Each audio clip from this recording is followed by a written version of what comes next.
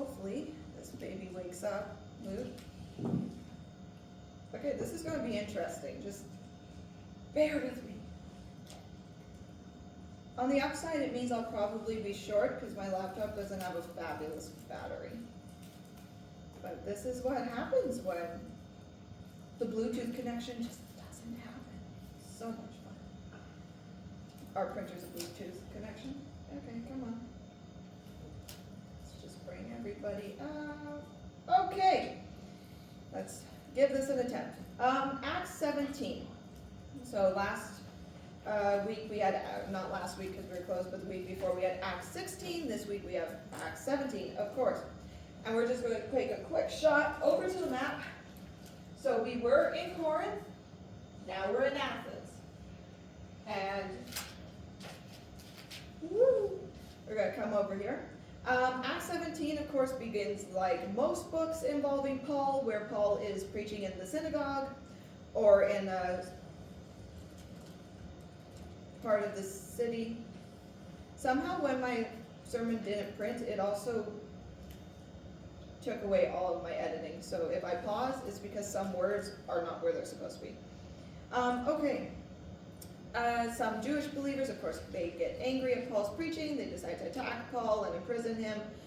So where we began in Thessalonica, where Paul was preaching, so he went from Corinth to Thessalonica, then to Athens. I don't think Thessalonica's up there. Doesn't matter. Okay. And then, so then Paul's preaching in the synagogue. Many prominent leaders from Greek origin and also prominent women, as well as some of the Jewish members, believe Paul's words. And that's always where the problem starts, because the Jewish believers who don't want to believe the story of Jesus, then they're jealous. And that's just the way it goes with poor Paul. These people then attack Paul, as they always do. Paul flees to Berea, where he begins to preach again. And this time the people are greatly encouraged again, and many of them are coming to know Jesus. And then these guys, they don't attack Paul. And Paul's actually finally getting to, get through an entire service without somebody coming after him. But then the people from Thessalonica hear about Paul preaching and this revival happening, and they come from Thessalonica to attack Paul in Berea. And it's like, guys, just stay in your own area. Poor Paul. And then Paul flees because of this, and then he ends up in Athens. But due to the encouragement of the people in Berea, Paul leaves Silas and Timothy behind until a later date so they can continue to minister, because the people were attacking Paul, not Silas and Timothy. They were okay. No idea why that is. Just people being people. Then we get to the incredible time of Paul in Athens, and that is what we're focusing on this Sunday. So I'm just going to do a little short run through of Athens, because we don't really talk about Athens a lot these days. When I was younger, we studied Athens, and I meant to bring it, and I totally forgot. But when we studied Athens, our class actually let us make pottery. I think our teacher regretted that later because, it was a mess. But we made pottery. So I actually have Athens-style pottery with Greek inscriptions around it that I made, but I forgot to bring it. Athens is a historic city and, of course, is the capital of Greece.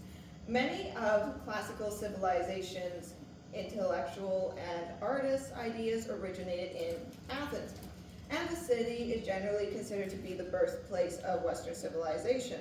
Whether you are comforted by that or not, it's fine. Now, of course, when I was in school, I preferred Sparta. We studied Athens and Sparta kind of in tandem, probably because of the war, but Sparta was where it was at. Sparta, the women got to own their own land, the men were warriors, it was exciting, and Athens, it was like, yeah, okay. yay, you guys made a pot, you know? Sparta was where it was at. But actually, I don't see Paul going to Sparta. Now, maybe I've missed something in my reading, and as we go through this, I'll find it again, but I don't find Paul going to Sparta. Could be because Sparta was very controlled, like they were very much of themselves, and really quite dangerous. But of course, we were TWU people, so Spartan proud. Anyways, now Athens, like I said, was the place of the artists and the great thinkers, making their lands and their people more elegant, a little bit more refined in some ways. And of course, we always debated who would win a battle between them, Athens because of their weapons, or Sparta because of their warriors. And then there's the Peloponnesian War, which settles that. And of course, Sparta does win the Peloponnesian War, not by as much as we expected. You'd always kind of think that Sparta would just wipe them out in a landslide, but Athens had the navy, and the navy was kind of a newer thing. And anyways, I could just go on because I like history, but that just sort of gives a little bit of a backstory. We're going to get a little bit more into Athens just so we can kind of envision it. So Athens' main commerce was the maritime trade. So you'd had a lot of people coming and going from Athens. So they had a lot of different knowledges, different ideas from all over the world back then. Athens was a rather wealthy city, and in truth, they had some ideologies. I don't mind coming forward in Canada. Only the very wealthy paid taxes in Athens, and all those taxes went directly into care of the city and, beautification of the city. So in other words, less political flags all over the place, more filled potholes. Who in Manitoba would like to see more filled potholes? I would. I have to replace my tie rod about every second year on my truck because of potholes in Manitoba. Ancient Athens had a very rigid social structure with four main groups: your citizens, which were male landowners with full rights; your metrics, which were foreign residents. I'm probably saying that wrong. It's probably not said as metrics, but that's how it's spelled. They were free people, foreign residents, but without citizenship. Then you had the women who were free but had no public rights, hence my preference of Sparta and why they win the war. Anyways, and slaves who had no rights and no property, and I kind of borrowed that off of Google because all of my Athens textbooks are long gone from grade 5. During its golden age, Athens was an artistic and intellectual hub. And if there was a new contribution in the arts or in science during this era in Greece, it usually came from Athenia. Athenians had an appreciation of poetry and drama. They enjoyed theater. I have way too much on Athens in here. We're just going to skip right through. I think you guys get the point. Athens was very artistic themed. They were very intellectual. They had a lot of philosophers.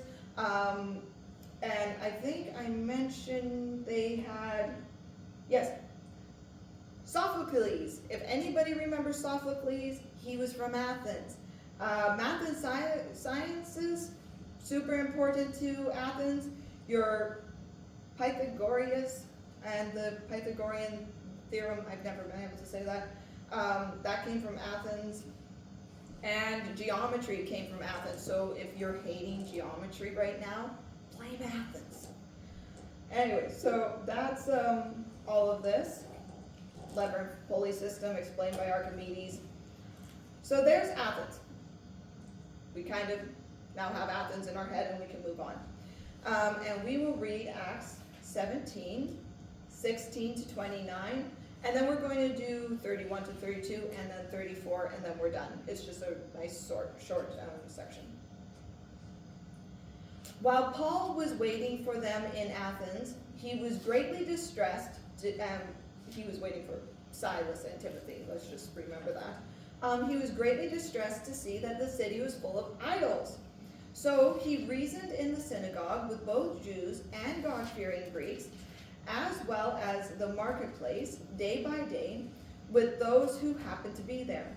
A group of Epicurean and Stoic philosophers began to debate with him.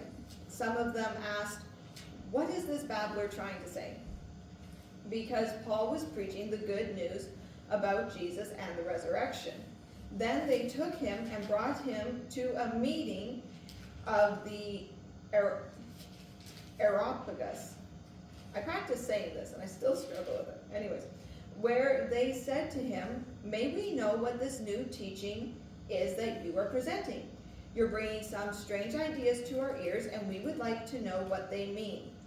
All the Athenians and the foreigners who lived there spent their time doing nothing but talking about and listening to the latest ideas. That is right in the Bible. Basically, these guys had nothing else to do but stand around talking. So, Athens, as we covered, were not this group of atheists. And it wasn't a group of, people who were focused on one idol like you would have gotten with certain other areas. These guys had a totally different problem, where instead of focusing on one false god or believing in no god, they believed in every god, except the real God, who they had never heard of, unless they had, and we just don't know. But as far as we can tell, Paul was the first word of this to them. So they were people who were said to be constantly looking into new ideas.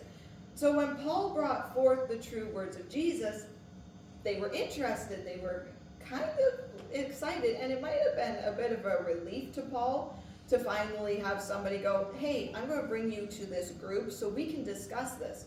No, we're not planning on stoning you." Like, that would be really refreshing for poor Paul, who's usually facing with the Jewish leaders who always want to kill him. Now, of course, some philosophers were rude, and we hit them later. But philosophers, even now, people who study philosophy, if you get into a conversation with them, they often see themselves as more intelligent than other people. And I get it. You read a lot, you study a lot, you think you're really smart. But philosophy, in truth, is described as the study of the fundamental nature of knowledge, reality, and existence, especially when considered as an academic discipline. Took that from the dictionary. However, there were still many people, despite these people who claim themselves to be great thinkers, who were interested and wanted to know what Paul meant by his teaching, which is nice. And it's kind of funny that these great thinkers are such great thinkers until you bring up something they don't understand, and then suddenly you're not as intelligent as they are. And it's like, no, if you're a really great thinker, you're going to look into this instead of, being rude and loud. But that's just my opinion on the subject. Now, Paul, in verse 22, then stood up in the meeting and said, "People of Athens, I see that in every way you're very religious. For as I walked around and looked carefully at your objects of worship, I even found an altar with this inscription, 'To an unknown God.'" And there is a lot of preaching on the unknown God, because it's just so cool that, God set it up, knowing Paul was going there, that the Athenians would have an idol to a God that they've never heard of, because they want to make sure they've covered every basis. And God knew that that would come, and he gives them this idea so that Paul could use this, or at least that's what I believe. That's what many people believe, God planted the tree for Zacchaeus so many years before he ever actually needed it. God planted these ideas so many years before Paul could come and say, "Listen, guys." And so here he is saying, Listen up. You are ignorant of the very thing you worship. You're worshiping a God you claim is unknown. And this is what I'm going to proclaim to you. The God who made the world and everything in it is the Lord of heaven and earth and does not live in temples built by human hands. And he is not served by human hands, as if he needed anything. Paul's always a little sarcastic. I love him. Rather, he himself gives everyone life and breath and everything else. From one man he made all the nations, that they should inhabit the whole earth. And he marked out of their appointed times in history and the boundaries of their land. God did this so that they would seek him and perhaps reach out for him and find him, though he is not far from any one of us. I came across something that sort of brings together a little bit of what Paul was saying here and if I bring up the wrong painter, I apologize, but I'm going to say Michelangelo. The painting on the Sistine Chapel of God and Man. It was on the Sistine Chapel. Anyways, I think it was. Thank you. And it's actually been debated, which is very interesting, because I've always just looked at it and gone, wow, that is very pretty. I'm going to get him some pants. But there's been a debate on how in the painting you see God's finger and it's stretched out and it's straight and it's pointing down to man, reaching with all of his power. And then you have Adam's finger and it's kind of like this, maybe. And it's been said how maybe Michelangelo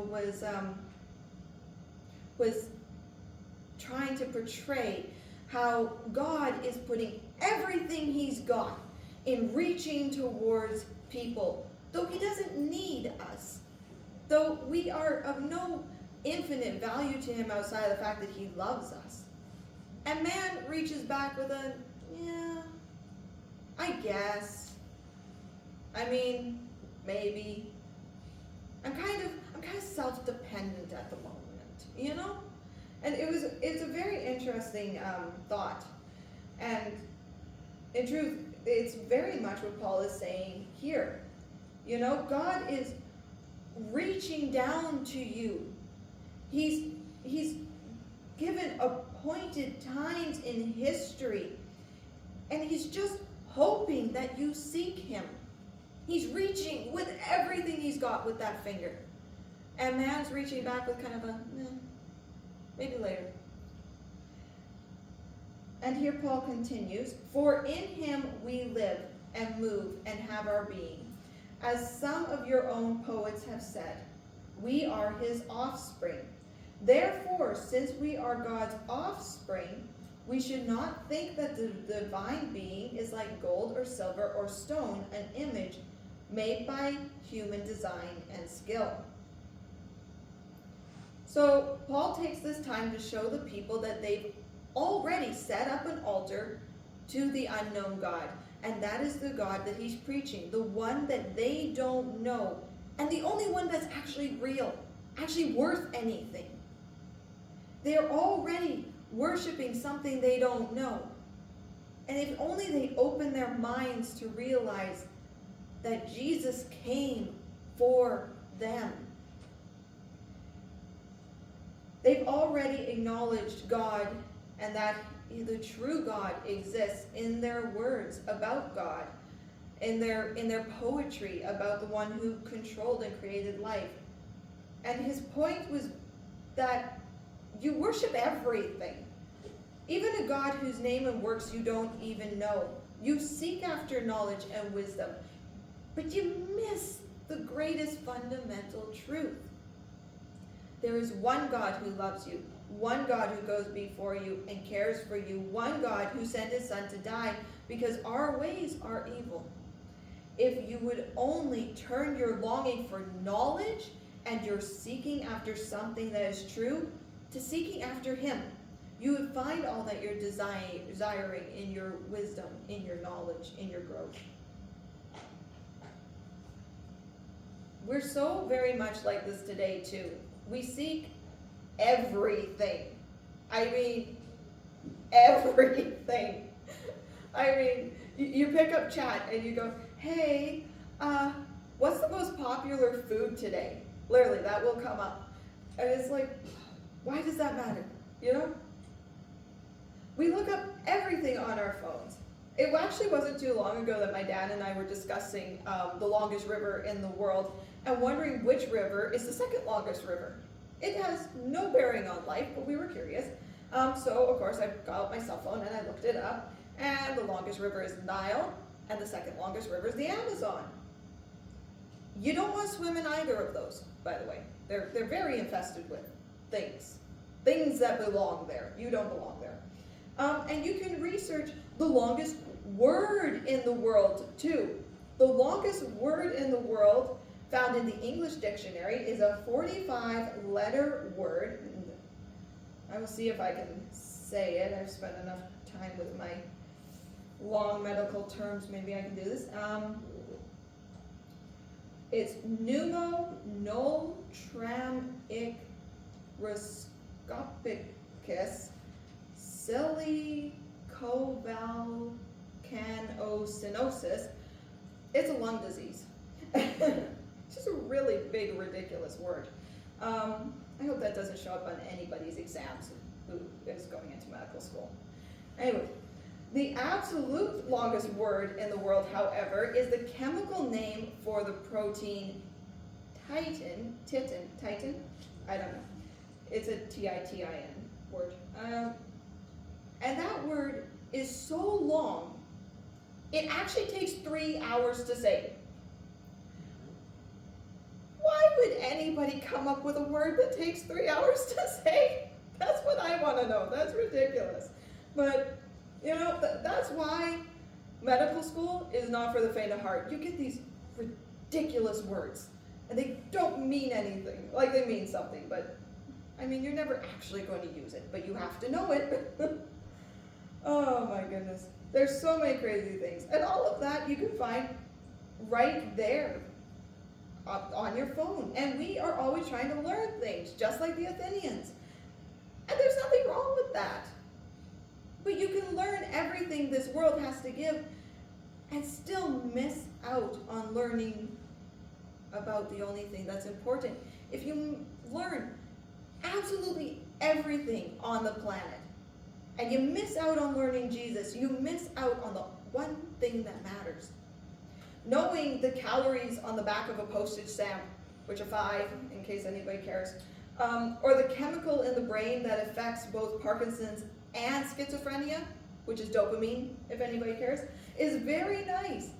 But it's not going to get you peace on this earth, and it's not going to get you into heaven. However, knowing that God sent his one and only Son into this earth so that by him we might be saved and through him we could have eternal life is the only truly important thing to know. Nothing else matters. Everything else you know is good for living here on earth. Truly, it is. But only knowing Jesus is an eternal knowledge, a knowledge of infinite value. Infinite, meaning boundless, endless, immeasurable, lacking any limits or constraints in time, space, or magnitude. I got to look that up. A little bit of finite knowledge, looking up the word infinite. So we're just going to continue on with Paul, and we're just about there. So Paul says, "For he has set a day when he will judge the world with justice by the man he has appointed. He has given proof of this to everyone by raising him from the dead. When they had heard about the resurrection of the dead, some of them sneered, but others said, 'We want to hear you again on this subject.'" And I just want to explain a little bit about this because I don't know if anybody actually reads historical books these days, but I did as a kid. So there's a little bit of rising from the dead information that's sort of important. The rising from the dead concept was not new. It did not first begin with Jesus. Jesus is the one who rose from the dead, but the idea of it was always sort of around. There had been certain cultures who had believed that rising from the dead was possible, But until Jesus, it had not actually been seen. It had never happened because it has to happen through God. Only God can do it. So even if there's an idea that, oh, maybe this could happen, but it would take a deity to make it happen, it would take a true God. So God had permitted people to rise from the dead already, like Lazarus, that was through Jesus. And then there were a couple of people in the Old Testament who had been prayed for by the prophets who might have come back from the dead. There's a lot of back and forth on that, whether they were just really, really sick. And but I mean, you get that boy, and I'm going to say Elijah. I'm pretty sure it was Elijah. I often get Elijah and Elisha mixed up, and I apologize for that. But yes. And remember, he went in, his mother thought he was dead, and Elijah went, and oddly enough as it was, lied down on top of him 3 times. And none of us have ever understood that. But that was just it. It was, I heard a pastor once say, it was like he was praying with his entire being and just kind of pouring it into him. And I was like, that's really beautiful. We're going to go with that because it's the only thing that works. It's, but so there is a little bit of back and forth whether he was actually dead or not, so we just won't go into that too much. So there were, of course, then people who scoffed at the ideas and others who believed in the potential fully. There was a big separation between the Sadducees and the Pharisees with their beliefs of rising from the dead, where some of them were like, when they heard Paul speak on this, were like, oh, yeah, we love that. Okay, we're going to go with that. We will actually even let you go if you say that Jesus did that. And then the others were like, no, now you must die. So there's just always been this kind of a conflict of the minds, right? Now we know that only God can bring people back to life, but those who had been from other cultures, who had heard from other cultures, and like we said, Athens was a big hub, lots of people coming and going, so like the Egyptians, so they speak on such ideas, but they had never, they'd heard the talk, they'd never seen the walk kind of a thing, right? Many pharaohs had died and had claimed that they would return. Remember, there was all of that, ooh, don't offend Pharaoh. Doesn't matter how long he's been dead, when he comes back, he's coming after you kind of a thing. But it never actually happened. They never came back, and then there was a new knowledge that bodies would decay. And even after embalming, bodies do decay to a certain point. I'd be very grateful that I had to use this for this, because I was going to show you pictures. So these were things that had been mulled around with in people's thoughts. And then they're like, I don't know, maybe, I'm really confused. Because until Jesus came back and brought back Lazarus, there had been no actual seeing of this actually happening. And that might be part of the reason that Jesus made sure he was seen by lots of people after he rose, because there had already been a thought that had been then put aside by new scientific knowledge that this was not possible. And he was saying, yeah, you're right. Without God, this is totally not possible, because I am God. I'm here right now, and it is possible, but only through me. Don't get any weird ideas. And now we come to the end where we're going to hit chapter 34, where we say, some of the people became followers of Paul and believed. Among them was a member of this group, and then a woman named Demarius, and then a bunch of other people. It's funny how Paul always mentions like 2 people specifically, and then he's like, and all the rest. And so on that note, I'm going to finish the sermon speaking on something nobody likes to speak on, and nobody likes to hear, and that's repentance. But just hang with me for a bit. Athens was amazing in the ancient world. It might still be amazing, I don't know, but back then it was super cool. It was. Not as great as Sparta, but it was still super cool. But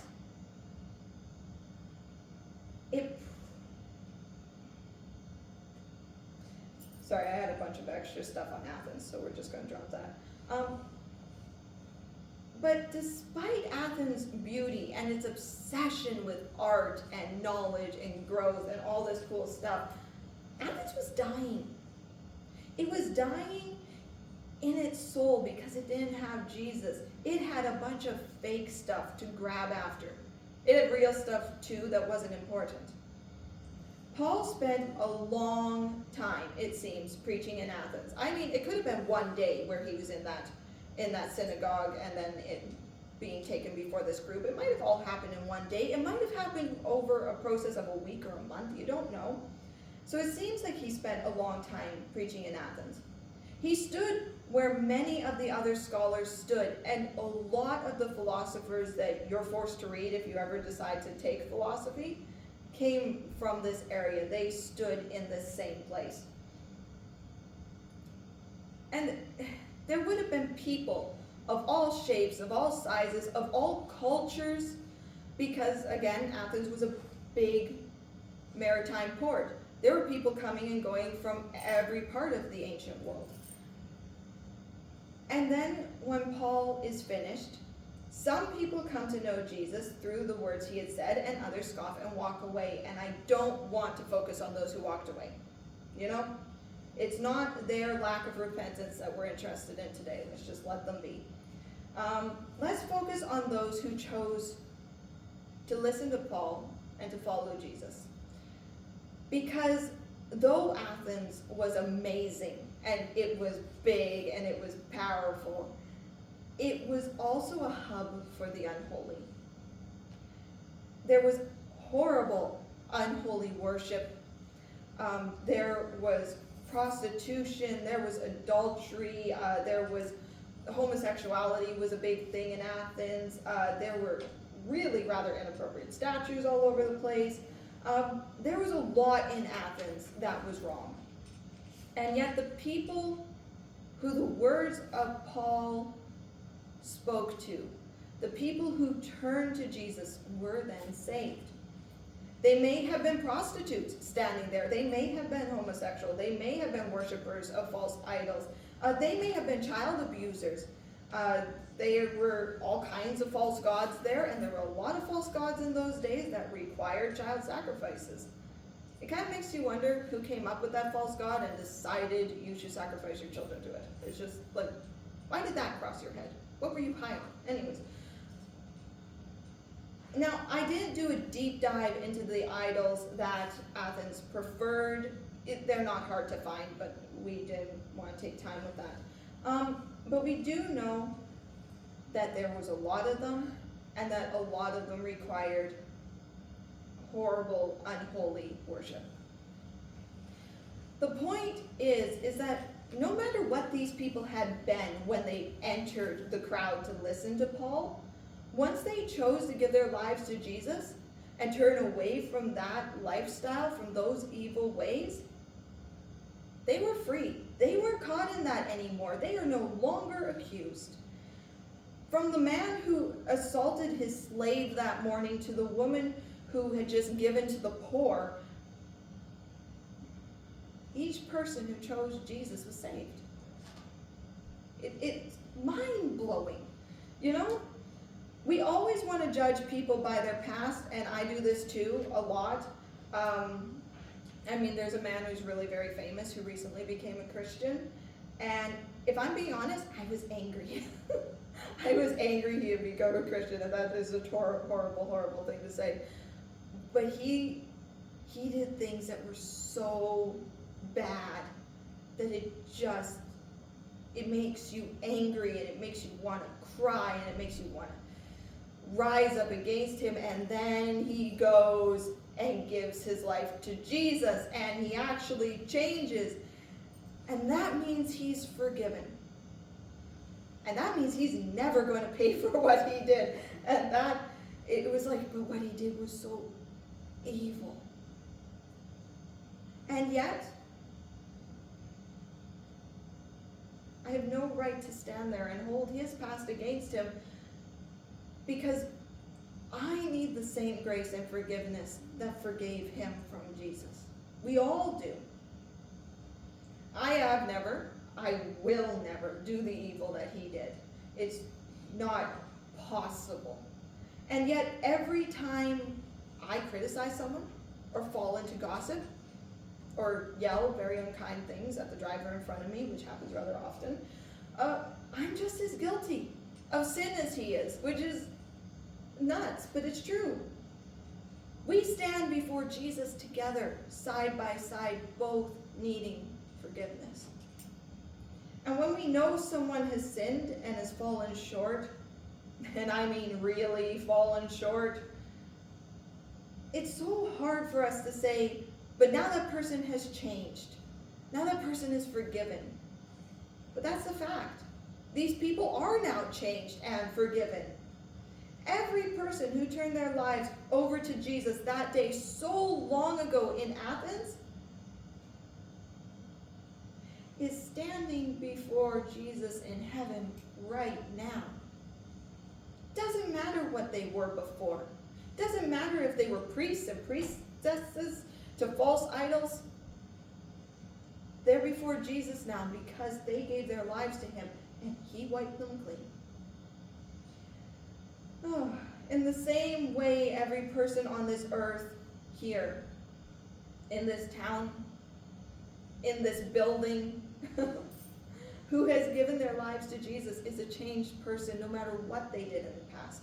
Their sins are washed clean by the blood of the Lamb. That blood that we all need. There's a song by Petra, and I know I quote Petra a lot, but they were a great band.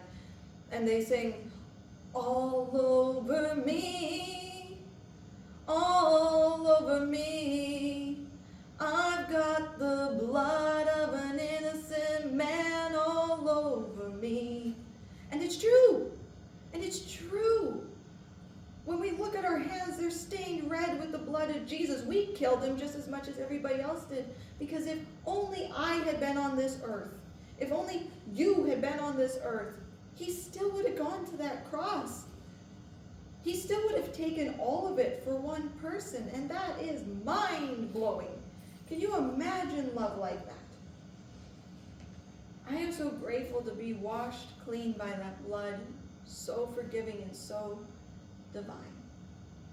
May I never give Jesus a cause to feel sorrow or shame. May I never do anything that nails him up on the cross again. Once he has washed you clean, yes, you must change from the old man. That is true. But as Paul said himself, this is a daily task. You don't one day wake up and suddenly, oh, I'm not ever going to swear again, and then it just happens. You know? You don't suddenly change from a life of sin and walk the walk of a Christian completely perfectly. It's a daily action of choosing to live your life different from your former self. Some people will always judge the you were before you met Jesus. Some people will, but Jesus won't. He knows the change that you made is real, and he will guide you with his love. And that is the end of our sermon today. And next week, you guys get Dad, and he's preaching on chapter 18. And if you know Dad,